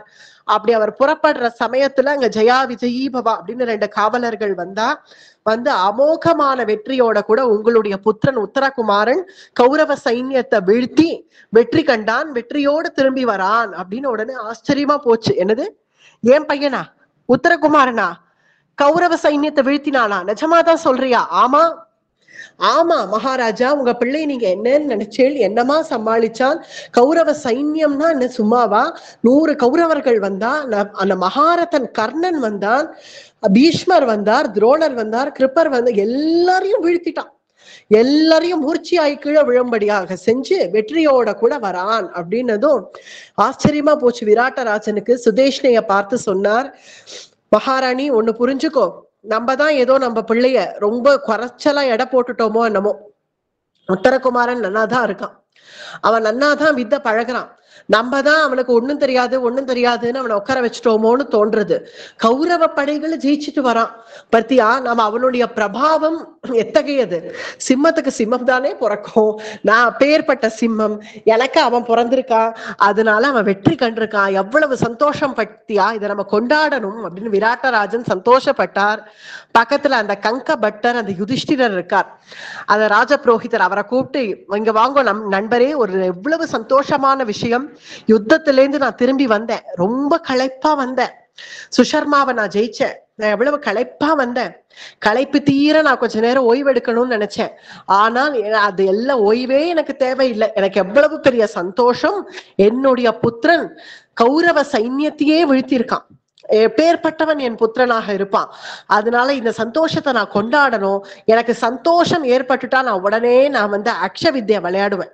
அது விராட்டராஜனுடைய பழக்கம். அவர் ரொம்ப சந்தோஷப்பட்டுட்டாருன்னா உடனே டைஸ் விளையாட ஆரம்பிப்பார். அக்ஷ வித்யை நான் உடனே விளையாடுவேன், வாங்க நானும் நீங்களும் ஒரு ஆட்டம் ஆடலாம், உடனே நான் காயெல்லாம் வைங்க, உத்தரகுமாரன் வந்துட்டு இருக்கான், அவன் வரட்டும், அவன் வரத்துக்குள்ள நம்ம ஒரு ஆட்டம் ஆடலாம் அப்படின்னு காயெல்லாம் வச்சு அக்ஷய விளையாட ஆரம்பிச்சார்கள் விராட்டராஜனும் யுதிஷ்டிரருமாக. கங்கபட்டர் உடனே காயெல்லாம் அடுக்கி வச்சார். அடுக்கி வச்சு 2 பேருமா சொக்கட்டாம் விளையாடின்னு இருக்கா. விளையாடின்னு இருக்கிற சமயத்துல விராட்டராஜன் மேல மேல சொன்னதையே சொல்லிட்டு இருக்கான். என் பிள்ளை கௌரவர்களை ஜெயிச்சுட்டான், பீஷ்மரை அடிச்சுட்டான், துரோணரை அடிச்சுட்டான், கிருப்பரை அடிச்சுட்டான், கர்ணன் அடிச்சுட்டான், துரியோதனாதிகள் அடிச்சுட்டான் அப்படின்னு ஒரு தடவை சொன்னா பரவாயில்ல, அதையே திரும்ப சொல்ல யுதிஷ்டிரருக்கு என்னடா இது, இதையேவா சொல்லுவா? ஒரு தடவை சொல்லுவா, 2 தடவை சொல்லுவா, அதையே திரும்ப சொல்ல ஒரு காயை உழுக்கிறார், இப்படி போடுறார், போட்டுட்டு கொஞ்சம் அக்ஷவித்தையை விளையாடி, கங்கபட்டரே உங்களுக்கு தெரியுமா, என் பிள்ளை பீஷ்மரை ஜெயிச்சுட்டான், துரோணரை ஜெயிச்சுட்டான் அப்படின்னு ஒரு பெரிய பாட்டம். மறுபடியும் காயை உழுக்குவா, போடுவா, ஒரு ஆட்டம் ஆடுவா. ஆடி முடிச்சுட்டு, உங்களுக்கு தெரியுமா கங்கபட்டரே, என் பிள்ளை பத்தேளா கௌரவ சைன்யத்தை ஜெயிச்சிருக்கான். இப்படியே திரும்ப சொல்ல வாச்சிய வாச்சியம் ந ஜானேஷே நோனம் மாமவ வந்யதே யே பீஷ்மத்ரோண முகான் சர்வான் கஸ்மான் ந ச விஜேஷ்யதி. வாச்சியா வாச்சியம் அடுத்தடுத்து மேல இதையே சொல்லிட்டு இருக்கார். உங்களுக்கு என்ன சொல்லிட்டு இருக்கார்? பீஷ்ம துரோண முகான் சர்வான், பீஷ்மர் துரோணர் சர்வான் எல்லாரையும் என் பிள்ளை ஜெயிச்சான். வயஸ்யத்வா துதே பிரம்மன் பராதமிமம் க்ஷமே. திரும்ப சொல்ல எல்லாத்துக்கும் ஒரு பொறுமைன்னு இருக்கு இல்லையா? ஒரு கட்டத்துல அந்த பொறுமையை எழுந்துட்டார் யுதிஷ்டிரர். இந்த கங்க பட்டர் அவருக்கு ஒரு சமயத்துல பொறுமை போயிடுது. என்ன இது திரும்ப திரும்ப ராஜா இதையே சொல்லிட்டு இருக்கா. ஒரு தடவை சொன்னாச்சு, 2 தடவை சொல்லியாச்சு, கேட்டாச்சு, அதையே சொல்லிட்டு இருந்தா. அவருக்கு கொஞ்சம் ரோஷம் வந்துடுச்சு. தர்மபுத்திரருக்கு, அவரும் கஷத்திரியன் தானே, என்ன இருந்தாலும் கொஞ்சம் அப்படியே சொரேல்னு திரும்ப திரும்ப இப்படியே சொல்றானே. தோத்தா கூட ஒரு பிரபாவசாலி கிட்ட தோத்தா அத பெருமைன்னு நினைப்பா கஷத்திரியர்கள். அப்படி இருக்கு உத்தரகுமாரனுக்கு ஆயுதம் கூட பிடிக்க தெரியாது. அவர் எதிரில தன்னுடைய பிதாமகர் பீஷ்மர் தோத்தார், ஆச்சாரியர் துரோணர் தோத்தார்னா அவருக்கு ஒரு ரோஷம் வந்துடுது. உடனே யுதிஷ்டிரர் சொல்றார், இங்க பாருங்கோ மகாராஜா, ரொம்ப சந்தோஷம் உங்க பிள்ளை ஜெயிச்சிருக்கான்னு நீங்க சந்தோஷப்படுறேன், நான் இல்லைன்னு சொல்லல. ஆனா அப்படி நம்மளுடைய எதிராளிகளை குறைச்சி எடை போடக்கூடாது. அங்க இருந்தவர்கள் ஒவ்வொருத்தரும் வீரர்கள், ஒண்ணு சாமானியம் இல்ல. எத்ர துரோணஸ்ததா பீஷ்மோ திரௌணிஹி வேகர்தன கிருபஹா துர்யோதனஸ்ச ராஜேந்திரா ததான்யே ச மகாரதாக. எத்ர துரோணஸ்ததா பீஷ்மோ, துரோணர் என்ன நினைச்சேன், இல்ல பீஷ்மர் என்ன நினைச்சேன், இல்ல துரோண புத்திரனான அஸ்வத்தாமா திரௌணி அப்படின்னு பேரு, என்ன துரோண புத்திரன்கிறதுனால திரௌணி திரௌணிய என்ன நினைச்சேன், இல்ல துரியோதனன் என்ன நினைச்சேன், எல்லாரும் ஒவ்வொருத்தரும் மகாரதாக, ஒவ்வொருத்தரும் மகாரதர்கள், ஒவ்வொருத்தரும் வீரர்கள், ஒண்ணு சாமானியம் இல்ல. அவர்களை ஜெயிக்கிறதுங்கிறதெல்லாம் ஒண்ணு அப்படி சுலபமா நடந்துடாது. உத்தரகுமாரன் ஒருவனாக இருந்து இவ எல்லாரையும் ஜெயிக்கிறான்னு ஏதோ சொல்லி இருக்கா, நீங்களும் அதை நம்ப சரி வச்சுக்கோங்க. ஆனா நான் ஒன்னே ஒண்ணு சொல்றேன், அதுதான் நிதர்சனமான உண்மை. அவள் அவ்வளவு சுலபமா ஜெயிக்க முடியாது. யாரா வேணா இருக்கட்டும், ஜெயிக்க முடியாது. மருத்கணைஹி பரிவ்ருதஹ சாக்ஷாதபி மருத்பதிஹி கோன்யோ ப்ருஹன்னலா ஸ்யாத் பிரதியுத்யேத சங்கதான்னு. உடனே அவருக்கு ஒரு ரோஷமும் வந்தது. என் தம்பி அர்ஜுனன் ஜெயிச்சிருக்கான், இவர் என்னடா அண்ணா தான் பிள்ளை ஜெயிச்சான்னு சொல்லிட்டு இருந்தா. அதனால இவர் உடனே சொல்றார், கங்க பட்டர் நான் ஒன்னே ஒண்ணு சொல்றேன், நீங்க ஒத்துட்டாலும் சரி ஒத்துக்காட்டாலும் சரி அதுதான் உண்மை. அந்த பிருகன்னல போனா இல்லையா கூட, கோன்யோ பிருகன்னலாயாஸ்தான், அந்த பிருகன்னலைக்கு சாரத்தியம் மட்டும் பண்ண தெரியாது, பிரதி யுத்தமும் பண்ண தெரியும். பிரதியுத்யேத சங்கதான்னு, அதனால அந்த பிருகன்னலை தான் பிரதி யுத்தம் பண்ணிருப்பான். பிரதி யுத்தம் பண்ணி உங்க உத்தரகுமாரனுக்கு உதவி பண்ணிருப்பான். நிச்சயமா உங்க ராஜகுமாரன் யுத்தம் பண்ணிருப்பான், நான் இல்லைன்னே சொல்லல. ஆனா அவன் மட்டிலும் செஞ்சானான்னு பார்த்தா இருந்திருக்காதுன்னு எனக்கு தோன்றது. பிருகன்னலையினுடைய உதவினால இத உத்தரகுமாரன் செஞ்சிருப்பான் அப்படின்னு யுதிஷ்டிரர் ஒரு வார்த்தையை விட்டுட்டார். இதை விட்ட உடனே அவ்வளவு கோபம் வந்தது ராஜாக்கு. அது என்னமா நீ அப்படி ஒரு வார்த்தை சொன்ன, என்னுடைய பிள்ளை அமோகமான வெற்றியோட கூட வரான்னு நான் சொல்லிட்டு இருக்கேன், நீ அந்த நபும்சகன் அந்த நாட்டியம் சொல்லி கொடுக்குற அந்த பாட்டு டீச்சர் பிருகன்னலை ஜெயிச்சான்னு சொல்றிய, எனக்கு எவ்வளவு ஆத்திரம் வருது தெரியுமா அப்படின்னு தன் காயை உலுக்கி போட்டு இருக்காரு இல்லையா. அந்த அக்ஷ விதை விளையாடின்னு இருக்கா. அந்த காய் நல்ல அப்படி சாதாரண தாயக்கட்டை இல்லை, அது நல்ல இரும்புல பண்ணப்பட்ட தாயக்கட்டை. அந்த தாயக்கட்டையை எடுத்து, அந்த அக்ஷயை எடுத்து தர்மபுத்திரனுடைய முகத்துல வீசி ஒரு எரிஞ்சான் விராட்டராஜன். உடனே அவருடைய வாயில கிட்ட வந்து அது பட்டு பொல பொல பொல பொலன்னு ரத்தம் கொட்டுறது, வாயிலேருந்து ரத்தம் கொட்ட. தாத்தாஹா பிரகுபிதோ ராஜா தமக்ஷேணாஹனத்பிருஷம் முகே யுதிஷ்டிரம் கோபான் நைவ மித்யேவ பர்த்சயன். அவ்வளவு கோபத்தை அடைஞ்சார் ராஜா. தம அக்ஷேணாம், அந்த அக்ஷத்தை கையில எடுத்து, அந்த தாயக்கட்டையை கையில எடுத்து அவருடைய முகத்துல ஒரு அடி அடிக்க, முகம் யுதிஷ்டிரம் கோபான்னு, அவ்வளவு கோபம் வந்தது. அந்த கோபத்துல அவ்வளவு போர்ஸா ஒரு அடி அடிக்க, அப்படி முகத்திலே அப்படியே ரத்தம் பல பல பலன்னு கொட்ட, அதை பார்த்த உடனே அங்க சைரந்திரி அப்படின்னு சொல்லக்கூடிய மாலினி அங்க அரண்மனையை கூட்டி பெருக்கின்னு இருக்கா. இவர்கள் பிரிந்து அக்ஷய விளையாடிட்டு இருந்தாலே அந்த இடத்த கூட்டி பெருக்கின்னு இருந்த திரௌபதி இத பார்த்த உடனே, பர்த்தா தானே, ஒரு அபிமானம் வராம எப்படி இருக்கும், உடனே தன்னால அவளுடைய கால் ஓடுறது யுதிஷ்டிரரை நோக்கி, அவள் வாயிலேந்து அவ்வளவு ரத்தம் கொட்டுறது அப்படின்னு தெரிஞ்ச உடனே கையில ஒரு பாத்திரத்தை கையில எடுத்துண்டா. அந்த பாத்திரத்தை கையில எடுத்துண்டு யுதிஷ்டிரருடைய வாயிலேந்து அந்த ரத்தத்தை அப்படியே அந்த பாத்திரத்துல வாங்குறாளாம் திரௌபதி.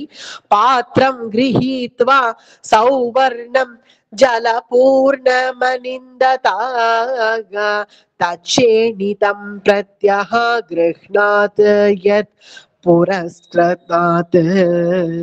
பாத்திரம் கிரஹீத்வா, பாத்திரத்தை கையில எடுத்துண்டு அந்த பாத்திரத்துல கொஞ்சம் ஜலம் கையில எடுத்துண்டு அந்த ஜலத்தால அந்த ரத்தத்தை அப்படியே அலம்பி விட்டு அப்படி அந்த பாத்திரத்துல கையில வாங்குறாள்.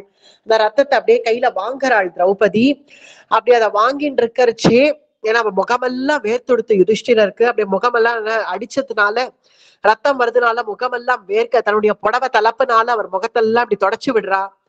இத பார்த்த உடனே விராட்டராஜன், என்ன பரிவு உனக்கு இவர் மேல, அவ்வளவு என்ன பரிவு இவர் மேல உனக்கு, நீ சைரந்திரி தானே, நீ இங்க வேலை செய்யறவ தானே, அன்னைக்கு கீச்சக்கன் ஏதோ பண்ணிட்டான்னு சபையில வந்து அந்த கத்து கத்தினியே, இப்ப இவர் யாரு என்னன்னு உனக்கு தெரியுமா, இவர் ராஜபுரோஹிதர், இவர் வாயில ரத்தம் வந்த உடனே என்ன அவ்வளவு பரிவா வந்து பாத்திரத்தால வாங்கின்னு இருக்கியே அப்படின்னு ராஜா கேட்கிறார், கேள்வி கேட்கிறார். என்ன பதில் சொல்றது இதுக்கு? அவளும் ஆனா அதுக்காக நிறுத்தல. அவள் வந்து இருக்கட்டும் பரவாயில்ல, ராஜா பாட்டு கேள்வி கேட்கிறார், நீங்க ஆட்டம் அப்படின்னு யுதிஷ்டிரனுடைய வாயை தொடச்சி விட்டுன்னு இருக்கா. யுதிஷ்டிரரும் ஒண்ணும் சொல்லல, அவர் பேசாம இருக்கார். ஏன்னா இங்க ஸ்லோகம் பார்த்தா என்ன தெரியறது, யுதிஷ்டிரர் தான் கஞ்சாட காமிச்சு திரௌபதியை வர சொன்னார். ஏன்னா பின்னாடியே அங்க அர்ஜுனன் வரான், உத்தரகுமாரன் வந்துட்டான், ஜெயகோஷத்தோட உத்தரகுமாரன் வந்துட்டு இருக்கான், வாசல்ல சத்தம் கேட்கறது. உத்தரகுமாரன் வரான்னா பின்னாடியே பிருகன்னலே அந்த அர்ஜுனனும் வருவான். இப்ப அர்ஜுனன் இந்த மாதிரி தன் வாயில ரத்தத்தை பார்த்தான்னா ரொம்ப கோபத்தை அடைவான். இது ஒரு ராஜா அடிச்சார்னு தெரிஞ்சா ரொம்ப கோபப்படுவான். கோபப்பட்டு அந்த ராஜாவை ஏதாவது செஞ்சாலும் செஞ்சுடுவான் அர்ஜுனன். அதனால தர்மபுத்திரர் தான் திரௌபதியை கஞ்சாட காமிச்சு உடனே கூப்பிட்டாராம். அதை புரிஞ்சின்ற திரௌபதி, இந்த யுதிஷ்டிரர் தன்னை எதுக்கு கூப்பிடுறாருன்னு புரிஞ்சின்ற திரௌபதி சுவாதீனமா பாத்திரத்தை எடுத்துன்னு வந்து யுதிஷ்டிரர் முகத்தை சரி பண்றா. அது ஆனா ராஜாவோ கேள்வி கேட்டு இருக்கான், ஏன் இப்படி பண்ற, எதனால இவர் மேல பரிவு காட்டுறேன்னு கேள்வி கேட்டு இருக்கான். ஆனா யுதிஷ்டிரரோ திரௌபதியை பார்த்து முள்ள கஞ்சாட காட்டுறார், எப்படியாவது சமாளி திரௌபதி, ஒரு நிமிஷம் முன்னாடி அஜ்ஞாத வாசத்துல ஒரு நிமிஷம் முன்னாடி நான் வெளிப்பட்டுட்டா கூட நான் அதை ஒத்துக்கவே மாட்டேன், நான் மறுபடியும் வனவாசம் போயிடுவேன், நான் சத்தியத்துக்கு கட்டுப்பட்டவன், அதனால நம் இன்னைக்கு ராத்திரி பொழுது ஆற வரைக்கும் நம் வெளிப்படவே கூடாது அப்படிங்கிறதுல உறுதியா இருக்கார் தர்மபுத்திரர். இருந்தாலும் அவர் ராஜா இந்த மாதிரி கேள்வி கேட்ட உடனே அவருக்கு நம்பிக்கை, திரௌபதி எப்படியாவது எதையாவது சொல்லி சமாளிச்சுடுவா. திரௌபதிக்கு கஞ்சாட மறுபடியும் காட்டுறார், எப்படியாவது சமாளி அப்படின்னு கஞ்சாட காட்டுறார். அதை பார்த்த திரௌபதி, நீங்க பொறுமையா இருங்க, ஒண்ணும் இல்லை அப்படின்னு, இதெல்லாம் ஆகட்டும் அப்படின்னு தர்மபுத்திரனுடைய முகத்தை முதல்ல சரி பண்ணி பிறகு ராஜாவை பார்த்து கேட்கிறார், என்ன என்ன கேட்டீள் ராஜன்னு, எனக்கு என்ன இவர் மேல இவ்வளவு பரிவுன்னு கேட்டேளா, இங்க பாருங்க இந்த பாத்திரத்தை பாருங்க, எவ்வளவு ரத்தம், என்ன கோபம் உங்களுக்கு, அவ்வளவு கோபத்துல இவர் முகத்தை அப்படி அடிக்கிறீள் நீங்க போட்டு, கொஞ்சம் கூட முன் ஆலோசனையே இல்லையா, இவர் யாருன்னு தெரியாதா உங்களுக்கு, இவர் ராஜபுரோஹிதர், கங்கபட்டர் ராஜபுரோஹிதர், உங்களுடைய ராஜபுரோஹிதர் பிராமணோத்தமர், சகல சாஸ்திர பண்டிதர், நல்ல வேதாத்தியனம் பண்ணவர், இப்படி ஒரு பிராமணோத்தமரை போட்டு இந்த அடி அடிக்கிறீளே, அதுவும் ராஜபுரோஹிதரை போட்டு அடிக்கிறீளே, உங்க தேசம் அப்புறம் எப்படி க்ஷேமமா இருக்கும், இவருடைய ரத்தத்தினுடைய ஒரு துளி கீழே சிந்தித்துனா உங்க தேசம் க்ஷேமமா இருக்க முடியுமா, அதனால உங்க நன்மைக்காக செஞ்சேன், உங்களுடைய நல்லதுக்காக தான் நான் இதை செஞ்சேன், அந்த பாபம் உங்களுக்கு வர வேண்டாம், இவருடைய ரத்தம் கீழே சிந்த வேண்டாம் அப்படிங்கிறதுனாலதான், நான் வேலைக்காரி தானே, அதனால நான் உங்களுடைய க்ஷேமத்தை நானும் பார்க்கணும் இல்லையா, அதனால நான் உங்க தேசத்துக்காகவும் உங்களுக்காகவும் செஞ்சேன் அப்படின்னு சொல்லி சமாளிச்சுட்டா. இப்படி திரௌபதி ரொம்ப சாமர்த்தியமா பேசி சமாளிச்சுட்டா. இப்படி சமாளிச்ச அடுத்த க்ஷணம், சரி இதெல்லாம் விசாரிக்க இப்ப சமயம் இல்ல, வாசல்ல உத்தரகுமாரன் வந்துட்டான்.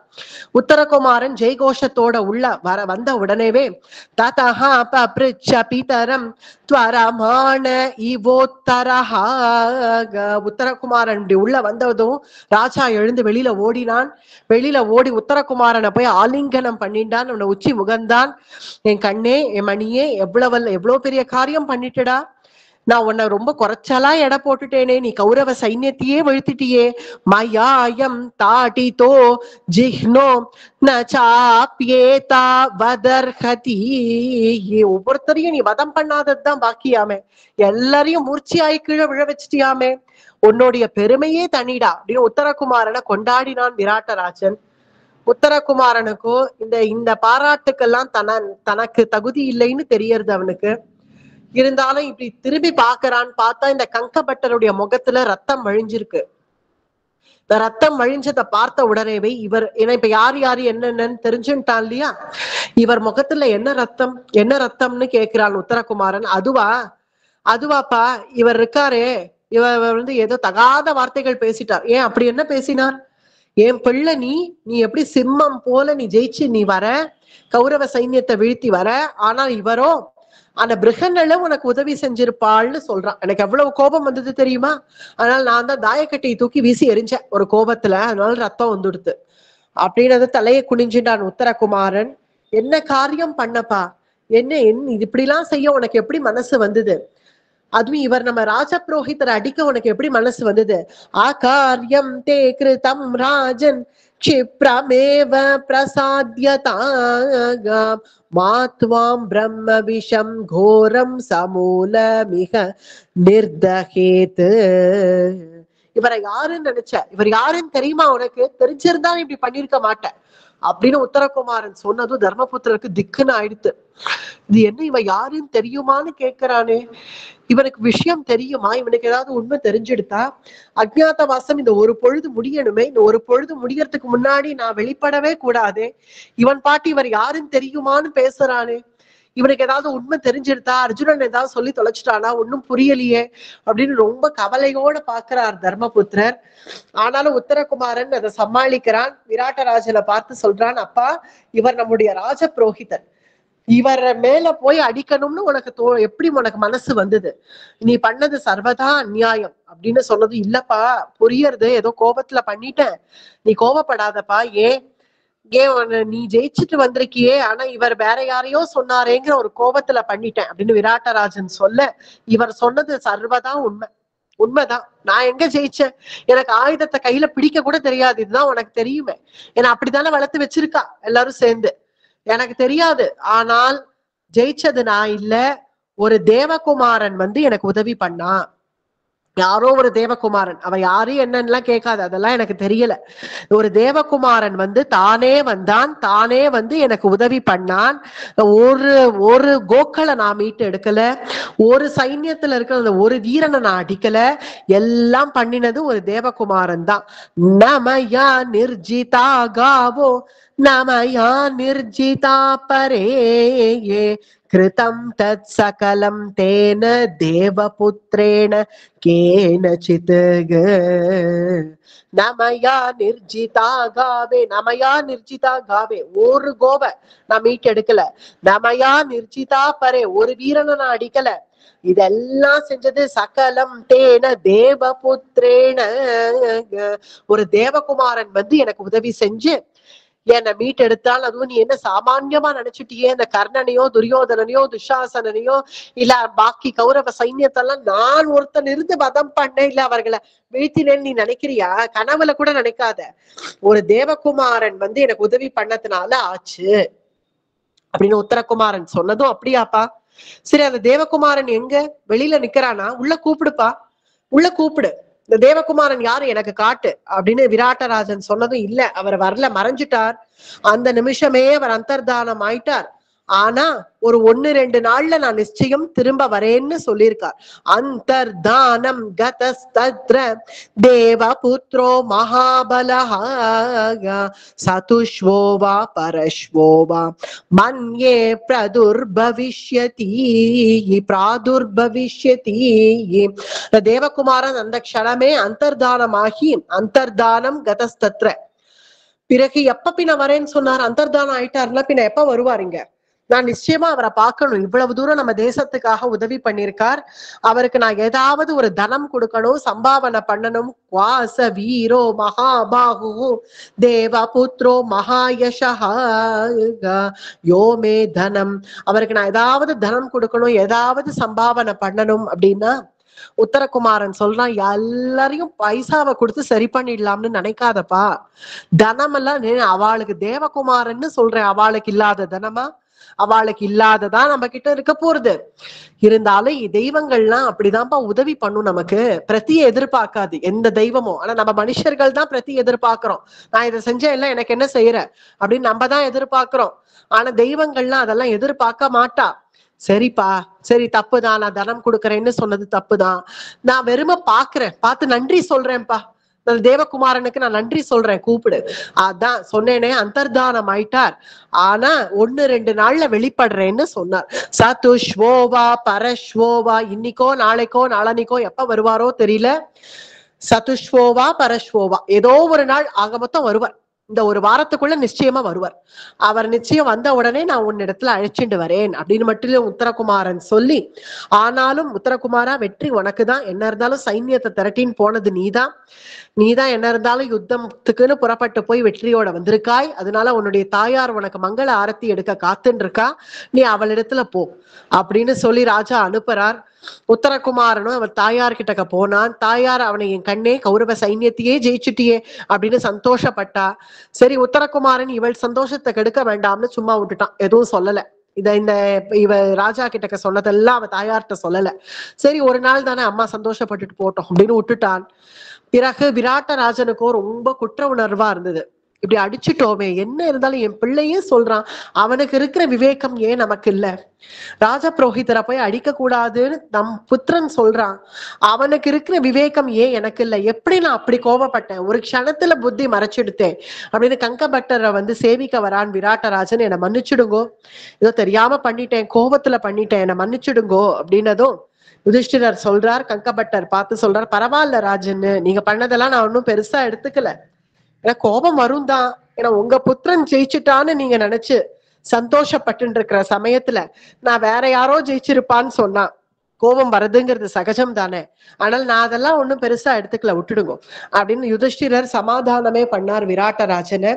பிறகு அன்னைக்கு ஒரு நாள் ராத்திரி அவரவர்கள் அப்படியே எங்க வீட்டுல இருக்கார்கள். இனி பொழுது விடிஞ்சா அஜ்ஞாதவாசம் முடிஞ்சுது.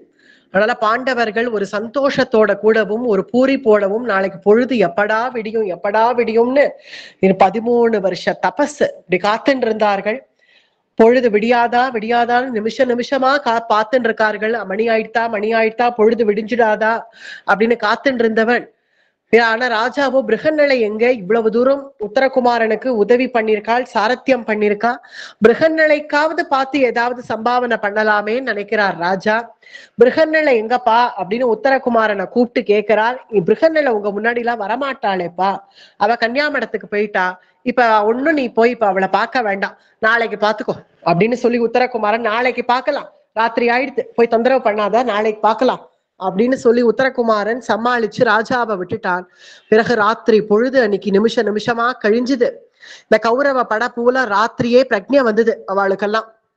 பிரக்ஞை எல்லாரும் கண்ணை முழிச்சு பார்த்தார்கள், நம்ம எங்க இருக்கோம்னே புரியல. ராத்திரி ஒரே கும்மிருட்டா இருந்தது. அதனால இனி நம்ம எப்படியும் தோத்துட்டோம்னு தெரிஞ்சிடுது இல்ல, மயக்கமே போட்டு விழுந்தாச்சு. அவ கோட்டையெல்லாம் இழுத்து சாத்திட்டா, விராட்ட தேசத்து கோட்டையை இழுத்து சாத்திட்டா. அவ வெற்றி கொடி நாட்டிட்டா, நாங்க ஜெயிச்சிட்டோம்ங்கிற மாதிரி வெற்றி கொடி நாட்டிட்டா, கோட்டையெல்லாம் இழுத்து சாத்திட்டா. இனிமே நம்மளால உள்ள புகவும் முடியாது. அதனால வாங்க திரும்பலாம். பீஷ்மர் சொல்றேன், டேய் எழுந்துருக்கோடா, எல்லாம் மயக்கம் போட்டு விழுந்தாச்சு, நான் உள்பட, இன்னும் என்ன, எழுந்து வா போலாம், வா ஊரை பார்க்க போவோம் அப்படின்னு எல்லாரையும் எழுப்பினார் பீஷ்மர். எல்லாரும் மரியாதை, எதுவும் பேசாத துரியோதனா, ஏதாவது பேசினா வாயிலேயே போடுவேன், மரியாதை எழுந்து வா அஸ்தினாபுரம் வா, அங்க உன்னை என்ன பண்றேன் பார் அப்படின்னு சொல்லிண்டே பீஷ்மர். துரியோதனாலேயே பேச முடியல, அவனே பாதி மயக்கத்துல இருக்கான். எல்லாருடைய சாரத்தையும் எழுப்பி பீஷ்மர், எல்லா ரதத்தையும் திருப்புங்கோ, எல்லாம் பாதி மயக்கத்திலையும் அரை மயக்கத்திலையும் கிடக்குங்கள், எல்லா ரதத்தையும் திருப்புங்கள், அஸ்தினாபுரம் போங்க, அங்க போய் இந்த திருத்தராஷ்டிரன் ஒருத்தன், அவனை போட்டு ஒரு அடி அடிக்கிறேன் இரு அப்படின்னு பீஷ்மர் சொல்லிண்டே வா கிளம்பலாம்னு எல்லாரையும் கௌரவ சைன்யம் பூரா எடுத்துட்டு பீஷ்மர் கிளம்பிட்டார். கிளம்பி நேரம் இவர்கள் அஸ்தினாபுரம் போயாச்சு. மறுநாள் காலமே பொழுது விடிஞ்சது. பொழுது விடிஞ்ச உடனே மங்கள ஸ்நானம் எல்லாம் பண்ணார்கள் பாண்டவர்கள். இன்னையோட அஜ்ஞாதவாசம் பூர்த்தி ஆயிடுத்து. ராத்திரியோட பொழுது விடிஞ்ச அடுத்த க்ஷணம் எல்லாரும் மங்கள ஸ்நானம் பண்ணி இனி தன் வேஷத்தெல்லாம் கலைஞ்சார்கள். மரவுரி எல்லாம் என்ன வச்சுட்டு இருந்தாலும் எல்லாத்தையும் கலைச்சு போட்டார்கள். வேஷத்தெல்லாம் கலைஞ்சா இனி உத்தரகுமாரன் இவாளுக்கு ரொம்ப வேண்டியவனா போயிட்டான். அதனால உத்தரகுமாரன் சொல்றான், பிருகன்னலை, தன்னுடைய பிருகன்னலைங்கிற ரூபமே போயிடுத்து. நீ அர்ஜுனனாக நல்ல யுவாவாக நிக்கிறான் அர்ஜுனன். அர்ஜுனனை பார்த்து உத்தரகுமாரன் சேவிச்சான். சேவிச்சு யார் யார் எங்கெங்க இருக்காளோ எல்லாரையும் கூப்பிட்டு என் அந்தப்புறத்துக்கு வாங்கும், என் அந்தப்புறத்துக்கு வந்துருங்கோன்னு உத்தரகுமாரன் சொன்னா 5 பேரும் கூடினார்கள். ஒரு வருஷமா சரியா பாத்துக்க முடியல, பேசிக்க முடியல. அதனால ஒரு குமரலோட கூட 5 பேரும் ஒருத்தர ஆலிங்கனம் பண்ணிட்டார்கள் பாண்டவர்கள். எவ்வளவு நாள் ஆச்சு, 1 வருஷங்கிறது என்ன சாமான்யமான்னு? கண்ணெதிர பார்க்க முடியும், பேச முடியாது. கண்ணெதிர பார்க்க முடியும், ஒண்ணும் அவளை பார்த்து சிரிக்க கூட முடியாது. அப்படி எவ்வளவு துன்பம் இருந்திருக்கும். அதனால துன்பத்தை பூரா வெளிப்படுத்தி ஒரு குமரலோட கூட ஒத்தர ஆலிங்கனம் பண்ணிட்டு மங்கள ஸ்நானம் எல்லாம் பண்ணி உத்தரகுமாரன் தன் அந்தப்புரத்துல உட்கார வச்சிருக்கான் பாண்டவர்களை. உயர்ந்த வஸ்திரங்கள், பூஷணங்கள், ராஜ வஸ்திரங்கள் எல்லாம் கொண்டு வந்து உத்தரகுமாரன் இவர்களுக்கு சமர்ப்பிக்கிறான். இதெல்லாம் எடுத்து போட்டுக்கோங்க அப்படின்னு சொன்னது யுதிஷ்டிரர் சொல்றார், வேண்டாம்ப்பா இதெல்லாம். எதுக்கு இதெல்லாம்? நாங்கள்லாம் க்ஷத்திரியர்கள்ப்பா, நம்ம எல்லாம் க்ஷத்திரியர்கள் தானே, பிறர்கிட்ட இருந்து இப்படி தானம் வாங்கக்கூடாது, தானம் வாங்கிலாம் நாங்க போட்டுக்க கூடாது, அதனால வேண்டாம், இதெல்லாம் ஒண்ணும் வேண்டாம், பரவாயில்ல இருக்கட்டும் அப்படின்னு யுதிஷ்டிரர் சொல்றார். ஆனால் உத்தரகுமாரனோ, எது எந்து, இது எந்தா, இதெல்லாம் எந்துன்னு சொல்றேளா? இது இந்த தேசமே உங்களுடையது. ஏன்னா இங்க இருந்த துஷ்டன் கீச்சக்கனை ஒழிச்சு கட்டினது உங்களுடைய சகோதரன் பீமன். ஏன்னா அவனுக்கு அதீனமா இருந்தது இந்த தேசமே. கீச்சகர்கள் எல்லாரையும் வதம் பண்ணி எங்களுக்கு சுதந்திரமும் விமோச்சனமும் கொடுத்தது பீமசேனன். நியாயமா பார்த்தா இந்த ராஜ்யம் அவருக்கு சொந்தம். மேலும் கௌரவ படைகள், சுஷர்மாவனுடைய திரிகர்த்த தேசத்து படைகள் எல்லாம் விராட்ட தேசத்தை வந்து ஆக்கிரமிச்சுடுத்து. அப்படி இருக்க இந்த பிருகநிலையா இருந்த இந்த அர்ஜுனன் தான் சாமர்த்தியமாக யுத்தம் பண்ணி எங்களை மீட்டு கொடுத்தான், எங்க தேசத்தை மீட்டு கொடுத்தான். யார் யுத்தத்துல ஜெயிச்சு மீட்டு கொடுக்குறாளோ அவளுக்கு தானே இந்த தேசம் சொந்தம். இதுதானே க்ஷத்திரிய தர்மம். இது உங்களுக்கு தெரியாதோ? நியாயமா பார்த்தால் இந்த தேசம் கீச்சக்கனை வதம் பண்ணதுனால பீமனுக்கு சொந்தம், அல்லது கௌரவ படைகளை ஜெயிச்சு இந்த தேசத்தை மீட்டதுனால அர்ஜுனனுக்கு சொந்தம். இவா ரெண்டு பேருக்கும் சொந்தம். இது உங்க சொத்து, உங்க சொத்தை நான் உங்ககிட்ட கொடுக்குறேன், அவ்வளவுதான். இது எந்துன்னு நீங்க நினைக்க வேண்டாம். உங்களுக்கு உரிமையாகவே நீங்க வாங்கலாம், இது உங்களுடையது, உரிமையாவே நீங்க வாங்கிக்கோங்க அப்படின்னு உத்தரகுமாரன் கொண்டு வந்து கொடுத்ததும், சரி அண்ணா வாங்கிக்கோண்ணா. பீமன் சொல்ற, வாங்கிக்கோ, இன்னும் எத்தனை நாள் இப்படியே மர உரியிலேயே இருப்ப, வாங்கி போட்டுக்கோ சொல்றேன் அப்படின்னு பீமசேனன், கொடுப்பா நீ கொடுப்பா, நான் வாங்கிக்கிறேன் கொடு அப்படின்னு பீமசேனன் அதெல்லாம் வாங்கிட்டு, இந்தா போட்டுக்கோ நான் வாய மூடு, பேசாம இனி நீ ஒண்ணுமே பேசாத, பேசாம இரு அப்படின்னு யுதிஷ்டிரருக்கு ஆபரணமா எடுத்து போட்டு விடுறார்கள் அவருடைய சகோதரர்கள்லாம். ததஸ்திரிதியே திவசே भ्रातरः पंच पाण्डवाः स्नाताः शुक्लाम्बरधराः समये चरितव्रताः ततस्त्रितीये दिवसे அதாவது 13 வருஷம் தபஸ், 13 வருஷம் வனவாசம் முடிஞ்சு ததஸ்திரிதியே திவசே பிராதரஹ பஞ்ச பாண்டவாஹ சகோதரர்கள் பஞ்ச பாண்டவர்கள் ஒன்னா ஸ்நாதாக ஸ்நானம் எல்லாம் முடிச்சு ஆபரணங்கள் எல்லாம் உத்தரகுமாரன் கிட்ட இருந்து வாங்கினானா. வாங்கிண்டு யுதிஷ்டிரம் புரஸ்கிருத்ய சர்வாபரண பூஷிதாக 4 சகோதரர்களுமா சேர்ந்து யுதிஷ்டிரருக்கு ஆபரணமா போட்டு தள்ளுறார்கள். அதனால யுதிஷ்டிரருடைய காந்தி தாள் அடிக்கிறதாம். யுதிஷ்டிரம் புரஸ்கிருத்ய சர்வாபரண பூஷிதாம், சர்வாபரண பூஷிதனாக தர்ம தேவதை, தர்மத்தினுடைய ஸ்வரூபம் அத்தகைய யுதிஷ்டிரருக்கு அத்தனை ஆபரணமும் போட்டு விட்டா இப்படி ஜொலிக்கிறாராம் யுதிஷ்டிரர். யுதிஷ்டிரரை பார்த்தே மாளல. உத்தரகுமாரன் யுதிஷ்டிரரையே பார்த்துட்டு இருக்கான். யுதிஷ்டிரரை தாண்டி அந்தண்ட பக்கம் அடுத்த சகோதரனை பார்க்க முடியல அவனால. யுதிஷ்டிரரையே அப்படியே பார்த்து பார்த்து பார்த்து சொக்கி போய் உத்தரகுமாரன் பிறகு அப்படி அந்தண்ட பக்கம் திரும்பி பார்த்தா பீமசேனன் அத்தனை ஆபரணங்களை எடுத்து தானே பூட்டின்றான். பக்கத்துல அர்ஜுனன், நகுலன், சகதேவன் எல்லாரும் சர்வாலங்கார பூஷிதர்களாக ஒரு க்ஷத்திரியனுக்கு உண்டான வீர லட்சணத்தோட கூட புஜம் பராக்கிரமம் இதெல்லாம் பார்த்து உத்தரகுமாரன் க்ஷத்திரியர்கள்னா இப்படிதான், ராஜாக்கள்னா இப்படிதான், இத்தனை நாள எனக்கு தெரியலையே, இதெல்லாம் உங்களை பார்த்தாலேயே ஒரு பரவசம் வருது, உங்களை பார்த்தாலேயே உங்களுடைய வீரம் தெரியறது. இன்னும் உத்தரகுமாரன் இவர்களை பார்த்து பார்த்து சந்தோஷப்படுறான். யுதிஷ்டிரம் புரஸ்கிருத்ய சர்வாபரண பூஷிதா துவாரி மத்தாயதானாகா பிராஜமானா மகாரதாக, மகாரதர்கள் பூமியே ஆள வேண்டிய பாண்டவர்கள், மகாரதர்கள் இந்த 5 பேருமாக தன்னுடைய க்ஷத்ரிய லட்சணத்தோட அன்னைக்கு இந்திரபிரஸ்தத்துல எப்படி இருந்தார்களோ அதே போல இப்ப அலங்காரம் எல்லாம் பண்ணிட்டு இருக்கு. உயர்ந்த ராணியினுடைய வஸ்திரத்தெல்லாம் உத்தரகுமாரன் கொண்டு வந்து அர்ஜுனன் கிட்ட கொடுக்கறான். இத உங்க திரௌபதிகிட்ட கொண்டு போய் கொடுங்கோ அப்படின்னு அர்ஜுனன் கிட்ட கொண்டு வந்து உத்தரகுமாரன் கொடுக்கறான். அர்ஜுனன் போய் அதை பாஞ்சாலிக்கு கொடுக்கறான். பாஞ்சாலியும் மங்கள ஸ்நானம் பண்ணி அவளும் இந்த ராணி மகாராணி என்னென்ன வஸ்திரங்கள் உடுத்திப்பாளோ அதெல்லாம் உடுத்திண்டு அவளும் தயாராக இருக்க, நீ உத்தரகுமாரன் வாங்க போலாம். ஆயிரத்துல எல்லாம் ஆயிரத்துல போலாம்ல, இனிமே ஒண்ணும் பிரச்சனை இல்லையே, போகலாமா, விராட்ட சபைக்கு போலாமா, நான் உங்களை அறிமுகப்படுத்துறேன், விராட்டராஜன் என்னுடைய அப்பா கிட்ட நான் உங்களை எல்லாம் அறிமுகப்படுத்துறேன், இனிமே போகலாம்ல, எந்த நிபந்தனையும் இல்லையே அப்படின்னு உத்தரகுமாரன் கேட்கிறான்.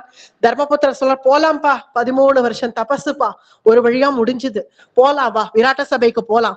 விராட்டஸ்ய சபாம் கத்வாம் பூமி பாலாசனேஸ்வதா நிஷேதுஹு பாவக ப்ராக்யாஹ சர்வே தின்யேஷ்விக்வாக்னயக விராட்டஸ்ய சபாம் கத்வா. விராட்டஸ்ய சபாம் கத்வா, இவ 5 பேருமா திரௌபதியோட கூட உத்தரகுமாரன் வழிகாட்ட விராட்ட சபைக்கு வந்து சேர்றார்கள். விராட்ட சபையில ஏராளமான பொதுமக்கள் உட்காண்டிருக்கா. அங்க ரிஷிகள்லாம் சில பேர் உட்காண்டிருக்கா. க்ஷத்ரியர்களுக்குன்னு சில ஆசனம் போடப்பட்டிருக்கும். ஏன்னா வேற தேசத்துல இருந்து ஏதாவது ராஜா இங்க வந்து இந்த விராட்டராஜனை பார்க்கணும்னு வந்தா அவளுக்குன்னு சில ஆசனங்கள் போடப்பட்டிருக்கும். அந்த க்ஷத்ரியர்களுக்கு உண்டான ஆசனத்துல, ராஜாக்களுக்கு உண்டான ஆசனத்தை உத்தரகுமாரன் காட்டுறான். இங்க போய் உட்காருங்கோ, இங்க போய் உட்காருங்கோ அப்படின்னு காட்டினதும் 5 பேருமா அங்க போய் உட்கார்றா திரௌபதியோட கூட. பிறகு விராட்டராஜன் சபைக்கு வர போறான். சபைக்கு வந்ததும் இவர்களை அறிமுகப்படுத்தலாம் அப்படின்னு உத்தரகுமாரன் விராட்டராஜனுக்காக காத்துட்டு இருக்கான். அப்படிங்கிற பரியந்தம் முடிச்சுக்கலாம். மேற்கொண்ட அஜ்ஞாத வாசம் பூர்த்தி, அஜ்ஞாத வாச பலஸ்ருதி, அபிமன்யு உத்தரகுமாரி கல்யாணம், இதெல்லாம் அடுத்த பிரவச்சனத்துல அனுபவிப்போம். அடி.